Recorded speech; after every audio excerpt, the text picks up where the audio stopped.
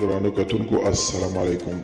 زه محمد سلمان همدرد د حق غږ پښتو چینل خبري لنډیز کې ستاسو کوربه اوس تاسو پام را اړوم د مهمو خبرونو لنډیز ته. د روسیې خبري اژانس په حواله طالبانو ویلي چې له افغان حکومت سره پر احتمالي اوربند خبرې کوي او په دوحه کې د خبرو د بریا په صورت کې به خپل تهاجمي عملیات ودروي. د طالبانو یو پلاوی په مسکو کې پرون له یو شمېر رسنیو سره په خبرو کې د احتمالي اوربند پر موضوع د بحث او مذاکراتو خبر ورکړی دی. د امریکا دفاع وزارت وايي افغان ځواکونه په افغانستان کې د امنیت د ټینګښت لپاره د شاه هوایي ځواک په ګډون درنې وسلې روزنه او کافي شمېر پرسونل لري.